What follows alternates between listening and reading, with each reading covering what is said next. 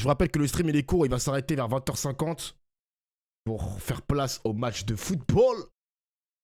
Vous regardez C'est pas tous les jours Voilà. dimanche, et donc notre grand invité du soir, c'est le... 1m75. C'est ça, pas plus. C'est ma à peu près taille. comme moi, c'est la même taille. Je suis On plus dit grand que leader de Mélenchon, la France genre. Insoumise, co-président de l'Institut La Boétie. Détendez-vous, faites comme vous voulez. Donc allez, leader de la France Insoumise, on va se dire les choses dès le début. C'est pas honteux. Absolument. Voilà. Merci beaucoup Jean-Luc Mélenchon d'être avec nous ce soir. On est ensemble pendant 1 heure et on va essayer de discuter, de débattre des grands sujets d'actualité.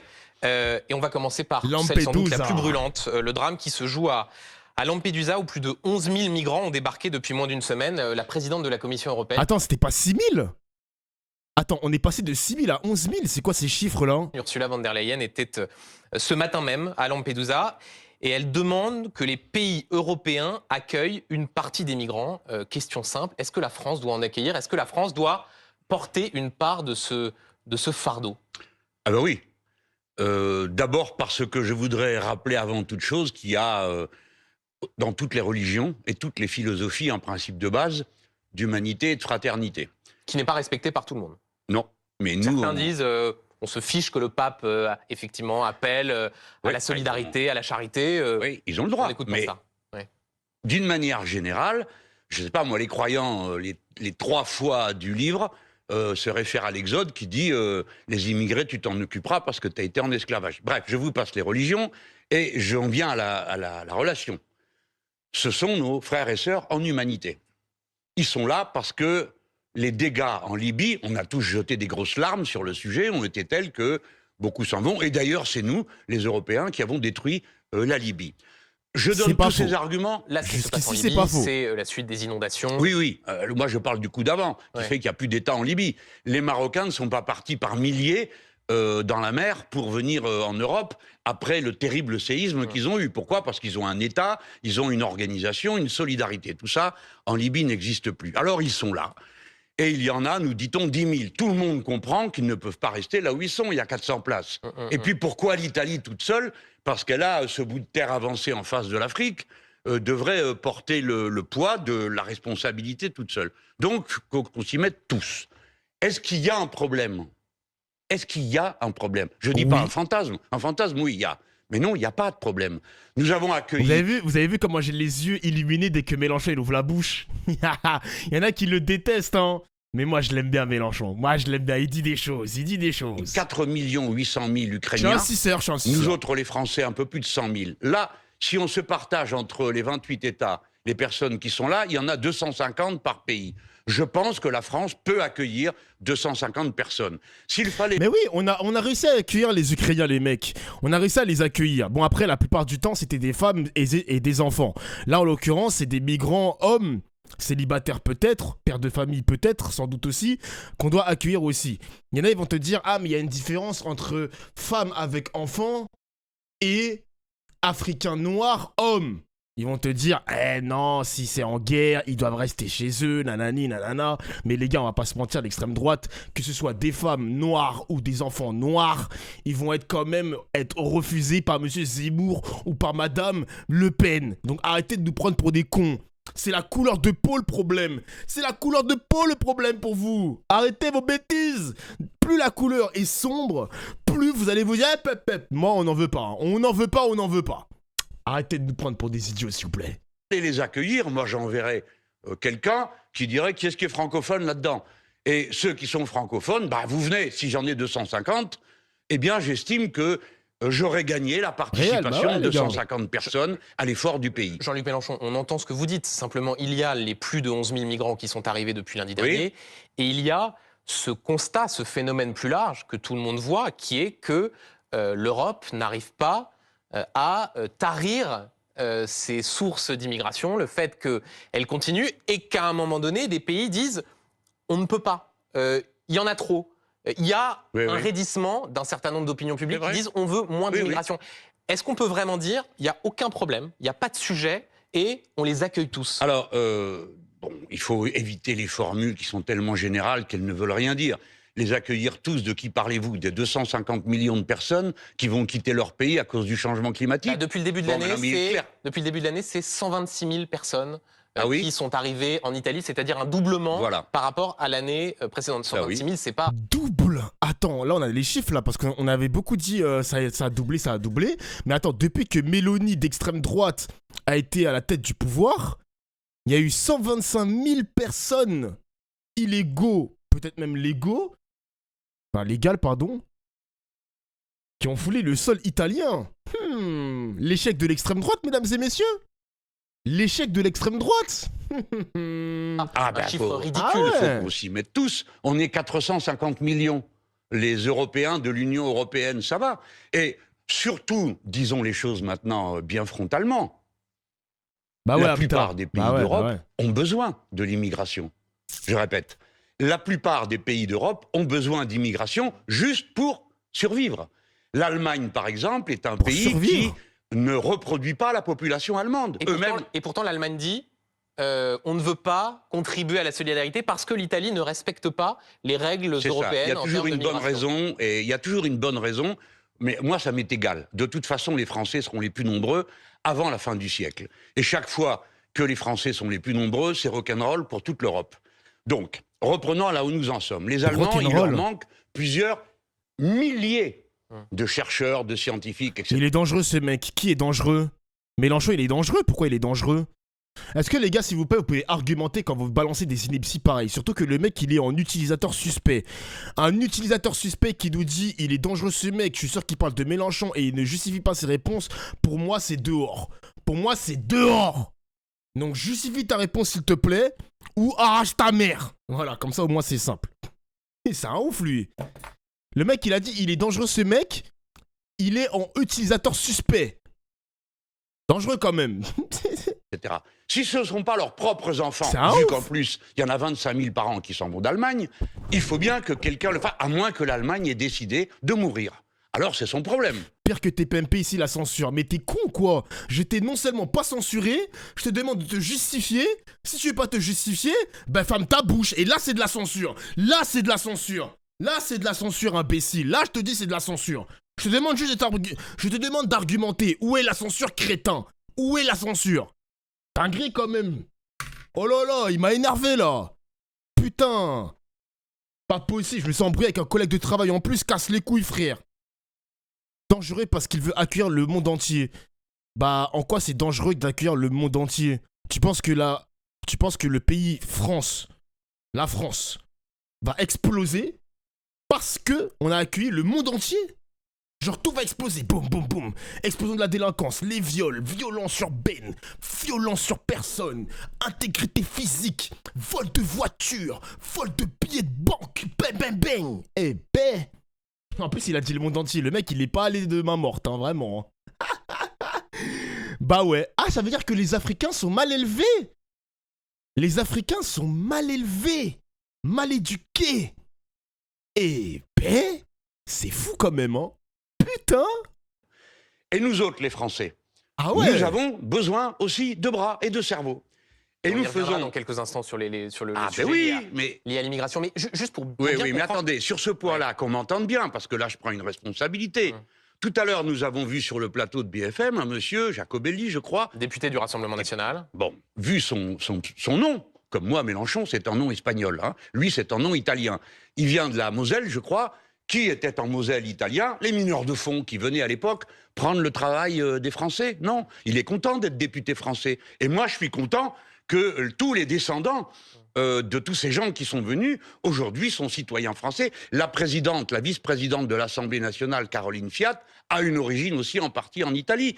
Chacun d'entre nous, monsieur Duhamel, peut-être vous aussi, quand moi je suis né, alors là, bon, c'était pas la gloire, on avait un ancêtre sur 10 qui était un étranger. Aujourd'hui, c'est 1 sur 4. Lequel de nos ancêtres vous répudiez? Mais je viens sur le fond.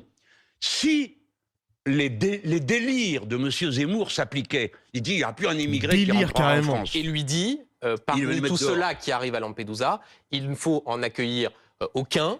Il faut même faire en sorte de les renvoyer très rapidement, qu'ils ne puissent même pas traverser la Méditerranée. Oui. Ah non, mais d'accord, mais ça c'est un autre sujet.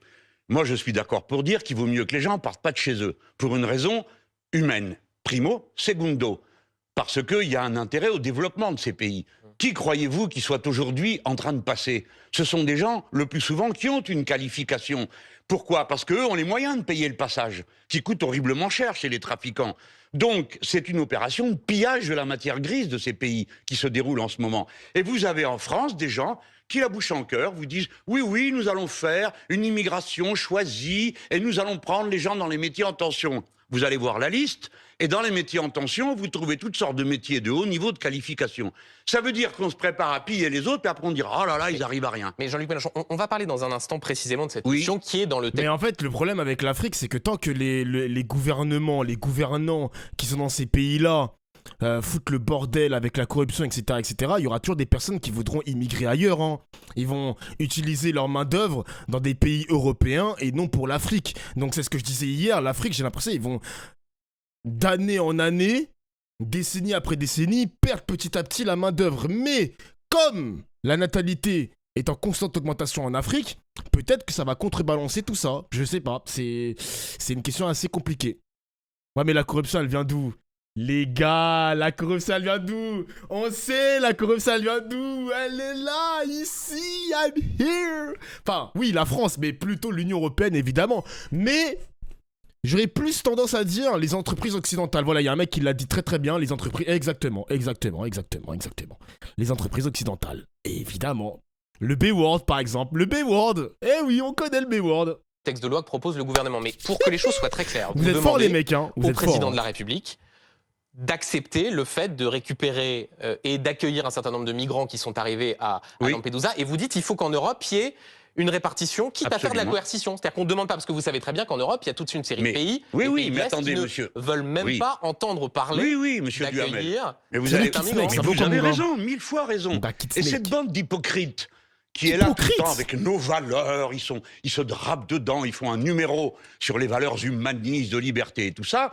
Ils ont voté des dispositions en commun en disant « Bon, ceux qui n'en veulent pas, payent ». Alors on a dit « Vous voyez, c'est une amende ». Non, non, c'est les riches qui payent pour se débarrasser des pauvres, donc qui sont au début pauvres en effet en arrivant. Donc l'Europe a voté des règles qui permettent à ceux qui ont des sous, comme les Allemands, à force de vendre des grosses voitures qui polluent tout, eh bien ils ont des sous et eux ils peuvent se payer de ne pas vouloir d'immigrer. C'est une honte absolue. Donc il faut que ce soit coercition. Nous les Français, nous sommes capables d'accueillir 250 personnes venant de Lampedusa. Je demande qu'on les accueille, on prend les 250 et on dit aux autres, ben faites-en autant. Et puis c'est pas tout. On dit on prend les francophones. Pourquoi? Parce que nous avons la chance, nous, pas les Allemands, d'avoir une langue en commun avec 700 millions de personnes à la fin du siècle. Jean-Luc Mélenchon, pour le coup, vous êtes clair, mais je voudrais vous soumettre un chiffre. Non, mais là-dessus, vous avez le mérite de la clarté. Pour une fois que vous êtes clair. Vous dites, il faut les accueillir sans embâche. Un chiffre. 51% de vos sympathisants de la France Insoumise, c'est un sondage BVA de février 2023, disent vouloir moins d'immigration. Est-ce que, pardon de vous le dire comme ça, vous n'êtes... C'est une chance sur deux quand même. 51, pour moi, c'est pas la majorité. Hein. Pour moi, c'est 50-50. Hein. Les mecs, en plus, j'ai vu une vidéo sur le cobalt, comment ils récupéraient le cobalt en République démocratique du Congo. C'était Charles Villa qui a fait un reportage sur ça. C'est un reportage qui date d'il y a très longtemps. Ouais, les gars, faut pas être claustrophobe, hein. C'est très con, c'est très dur. J'ai regardé la vidéo, c'est très dur à regarder, hein. Je vous conseille d'aller la voir. Les enfants dans les puits, exactement, ouais. Enfin, c'est pas des enfants, mais c'est des très jeunes adultes. Ils ont entre 18 ans et 20 ans. Et honnêtement, les gars, je suis un peu claustrophobe. J'ai eu trop du mal à regarder la vidéo, hein. J'ai eu trop du mal. Pas totalement décalé par rapport à ce que veulent non seulement les opinions publiques, mais même votre propre électorat qui dit... Il y a trop d'immigrés en France. Est-ce que vous n'êtes pas en décalage absolu? Oui, c'est-à-dire qu'il vous faut faire une grande distinction que vous allez comprendre parce que vous avez fait des études. Je ne gère pas des parts de marché, je ne tiens pas une épicerie. Je participe à la vie d'un mouvement politique dont les principes sont l'humanisme et une bonne et saine compréhension de ce que les êtres humains font quand ils sont ensemble et nombreux. D'accord? Je crois à la créolisation. Donc, c'est ça que j'ai à proposer. Si vous pensez... La créolisation qui est... Est-ce qu'on peut dire le grand remplacement? Moi, j'ai envie de dire oui, hein. Faut arrêter de prendre des pincettes. L'extrême gauche dit créolisation, donc la convergence des peuples, etc., etc. Convergence des cultures et tout. L'extrême droite dit le grand remplacement. Ils appellent ça comme ça. Moi, les gars, moi, je suis pas là pour prendre des pincettes. Moi, je dis que c'est la même chose. Et puis c'est tout, mon gars. Non, c'est le métissage. Mais tu sais que le grand remplacement, si tu prends, on va dire, les termes un peu techniques, c'est le métissage, mais c'est le métissage qui n'est pas accepté par les Français de souche, qui, justement, votent extrême droite pour empêcher ce métissage du peuple français. Eux ne veulent pas le métissage. Vous avez vu? Vous avez compris ce que je veux dire? Ils ne veulent pas de métissage. Mélenchon, lui, il croit à cette créolisation. Il pense que la France va devenir le Brésil de demain. Donc on sait que le Brésil est le pays le plus métissé au monde. Lui, il croit à ça.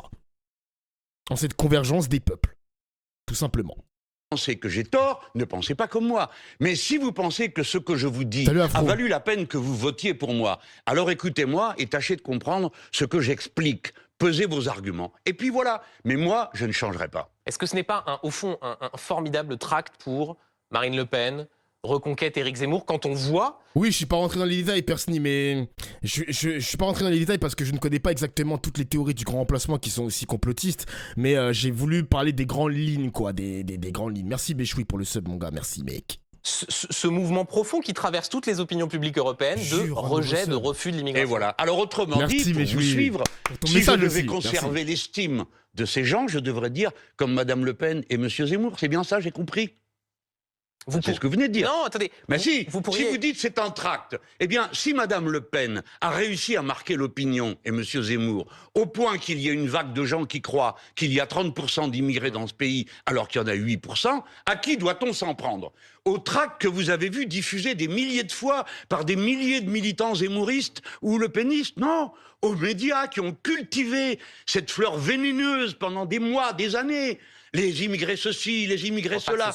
Non mais si, madame. C'est les médias. Il a raison, Mélenchon. C'est la faute des médias aussi parce que on sait que entre l'islam, l'immigration, le terrorisme, etc., sur les 10 dernières années, même pendant le quinquennat de François Hollande, ça fait vendre. Ils savent très bien que ça fait vendre, ça fait du chiffre, ça fait de l'audience. Arrête. Mélenchon, il a raison, frère. Écoutez-moi, Monsieur Duhamel, on a le droit. Vous avez le droit de penser que non. Et moi. J'accuse le système médiatique d'avoir fait le lit du pire. Et avant, dans chaque grande crise du capitalisme, et nous sommes dans une grande crise, c'est plus que le capitalisme maintenant, c'est carrément la civilisation humaine. L'adversaire a besoin d'empêcher le peuple de se constituer comme une force politique. Donc il faut qu'il le fragmente. Alors c'est la couleur de peau, c'est la religion, c'est un classique. Avant la Deuxième Guerre mondiale, on s'en prenait aux Juifs, aux Métèques. Mon grand-père, qui était un Espagnol, avait ses papiers français, et Pétain, le traître à la patrie, avait décidé qu'on enlevait les papiers, il appelait ça les Français de papier. Donc ça a toujours été la tactique des dominants est de fragmenter le peuple. D'abord. Oh là là là là, Kid Snake qui offre 5 subs, merci mon gars, mais qu'est-ce qui se passe, monsieur Petit Snake? Merci mec pour les subs offerts, ça fait plaisir. Merci, tu régales. Bah merci. Je te fais des bisous. Sur les médias, on montre mais la vous ne réalité. représentez pas les médias. Ok, j'arrête. On montre en tout cas désolé.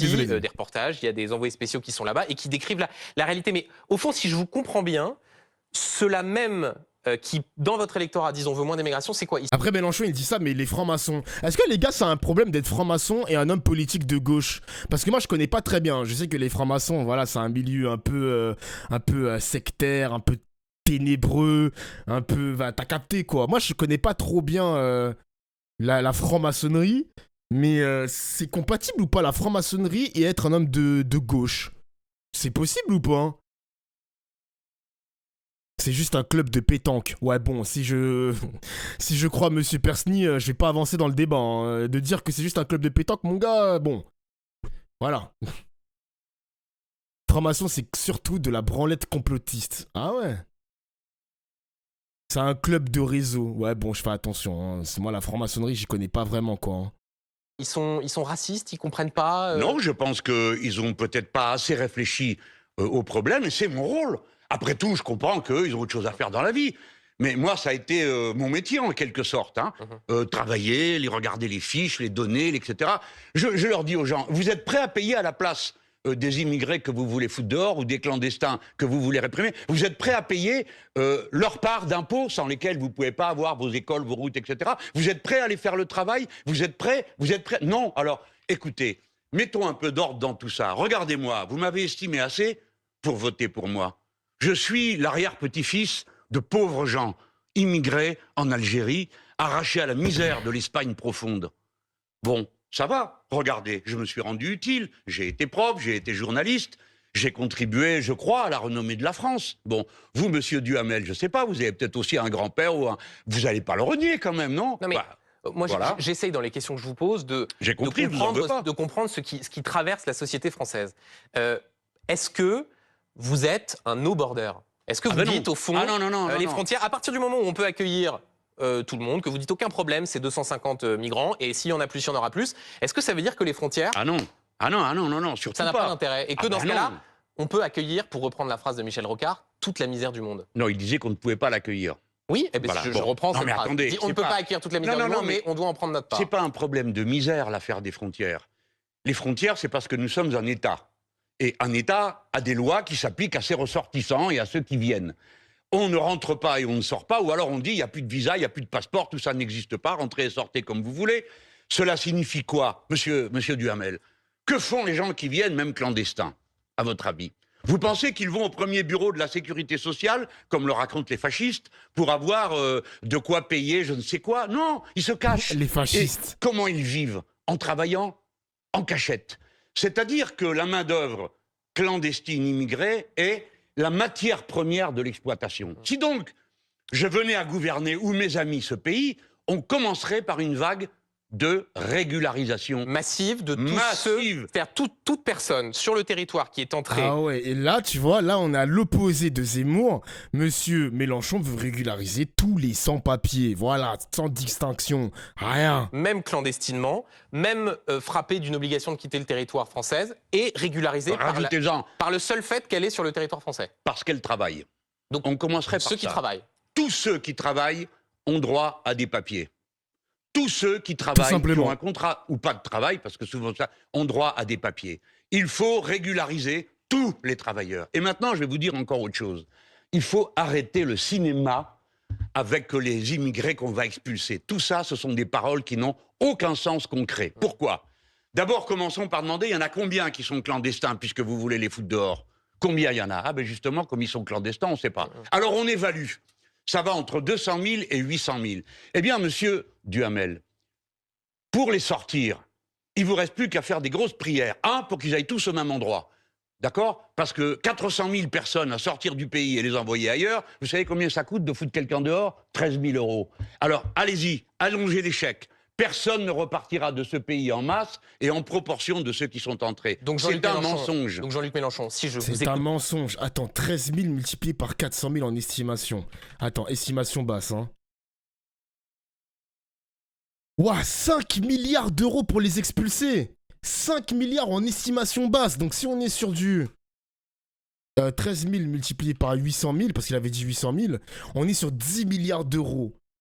Ça va nous coûter 10 milliards d'euros d'expulser tous les clandestins de France. Putain, ça en fait du bif, hein. Waouh. Écoute bien, le projet du gouvernement consistant à dire on régularise dans les métiers en tension et on expulse mieux et plus, vous ne voulez même pas en entendre parler. Mais attendez, j'ai pas le choix, on va en entendre parler. Il y a à peu près une loi tous les ans, ou tous les 2 ans, sur l'immigration depuis 30 ans. Moi, j'ai pris le chiffre de Mélenchon, les gars. Rien. Et puis, vous avez une bande d'énergumènes qui est là autour et qui dit, allez, qui en rajoute, ces Zemmour et compagnie. Rien de tout ça n'a de sens. Rien. Et je préfère vous dire que ça en aura encore moins. Pourquoi? Parce que le changement climatique va précipiter des dizaines de milliers de gens, c'est déjà commencé. Vous savez, les premières frontières qui sont enfoncées aujourd'hui, c'est pas celles de l'Europe, c'est celles de tous les pays du Sud.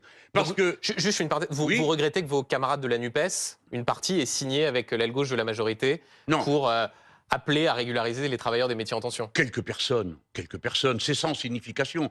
Vous verrez à la fin que la majorité des députés de la NUPES ne votera pas cette loi parce qu'elle est absurde. Les métiers en tension, je vais vous donner un exemple, on ne va pas aller chercher les comptables et les médecins. Et ensuite, on va parler de harcèlement. Non mais d'accord, vous ne pourriez même pas être soigné si on foutait dehors les médecins en France et les infirmiers. Mais prenons des métiers plus simples. Alors vous allez dire, tenez, on prend 1000 maçons cette année. Très bien. Ah, pas de bol, il y en a 1200. Qu'est-ce que vous faites des 200 autres? Vous êtes exactement au même problème que l'instant d'avant. Tout ça n'a pas de sens. Et je dois vous dire que vous serez tous obligés de... Je dis tous parce que je serai dedans, bien sûr, mais peut-être que ça me concernera moins longtemps que vous. Hein. Ouais, Mais la question, elle a du sens quand même. Pourquoi les métiers comme ça sont sous tension? Pourquoi? Sous tension, pourquoi? Parce qu'il n'y a pas assez de main-d'œuvre, il n'y a pas assez de personnes qualifiées et intéressées par ces métiers-là. Donc, ces métiers-là, qui sont sous tension, sont récupérés par des travailleurs clandestins pour la plupart, sans papier pour la plupart, qui ont besoin d'argent pour vivre. Donc, ils vont faire ce métier-là, malheureusement. Tout simplement. Mal payé, horaire de merde, tu peux même pas voir ta famille, ou tu vois ta famille en décalé, très peu de vacances, très peu de couverture sociale. Mon gars! Eh oui! Il y a trop de chômeurs en France. Alors, je ne sais pas qui tu es, mais c'est faux. Cette statistique est fausse. Il y a moins de chômage en France par rapport au quinquennat précédent. Donc, de dire qu'il y a trop de chômeurs en France, je ne sais pas qui tu es, mais les fake news sur mon stream, c'est permaban. Donc, premier avertissement, s'il te plaît. Merci. vous serez obligé de vous poser d'autres questions. Il y a moins de Vous ne chômage. pourrez rien contre le fait que les êtres humains se déplacent. Monsieur Duhamel, les rats, les cafards et les êtres humains sont les seuls qui ne sont pas attachés à un biotope. Ils peuvent vivre n'importe où. Et n'importe quel être humain veut que ses enfants vivent mieux que lui-même. Et vous ne pouvez rien contre ça. Alors tâchons d'en faire une richesse. Est-ce que je vous pose un problème, moi, à part mon discours qui peut être imposant? Je vous dirai ça dans 40 minutes. D'accord. Des comme moi, il y en a des milliers. Avançons si vous le voulez Donc, bien. Monsieur Duhamel, je termine là-dessus. La Oui. première chose à faire, mettons le maximum d'argent pour accueillir proprement les gens et surtout éduquer les enfants. vous a éduquer. Entendu. Éduquer encore et encore parce que ce sont des cerveaux qui seront mis à la disposition de la patrie républicaine. Parler des d'éducation, autre sujet d'actualité qui a frappé et ému toute la France. Alors, bon, là, ils vont parler du suicide qui s'est passé, etc., etc. Ok, bah, le drame de Lampedusa, résumé, Mélenchon, il aimerait recueillir au moins 280 migrants dans le sol français, enfin, sur le sol français, pardon, et régularisation de tous les sans-papiers travailleurs. Il faut les régulariser, c'est important, parce que ils font partie de la richesse de la France, c'est eux qui travaillent, c'est eux qui occupent les métiers sous tension que personne ne veut, donc c'est normal de les régulariser, point final. Est-ce que je suis satisfait de la performance? Les gars, pourquoi je dirais non en vrai de vrai? Pourquoi je dirais non? Avant d'avoir écouté Mélenchon, je vous avais déjà dit que moi... Il n'y a pas de problème pour les régulariser, mais évidemment, je le répéterai encore et encore, il faut une vraie réforme dans l'Union européenne. Dommage, le seul petit point noir de cette interview, c'est que Mélenchon n'a pas trop fait une parenthèse sur, par exemple, les enjeux électoraux, par exemple, les élections européennes. Qu'est-ce qui va se passer? La liste, est-ce qu'elle va être commune? Est-ce que ça va être bande à part avec la LFI? Quels seraient ses plans pour l'Union européenne? Comment réformer l'Union européenne? Qu'est-ce qu'on fait de Frontex, donc la police aux frontières pour les migrants, etc., pour les refouler, etc. Qu'est-ce qu'il en fait? Qu'est-ce qu'on en fait? Etc., etc. Genre, c'est dommage, mais on a eu les grandes lignes. On a eu les grandes lignes, donc je suis plutôt satisfait. Ça va. La performance, elle est ok. J'aime bien.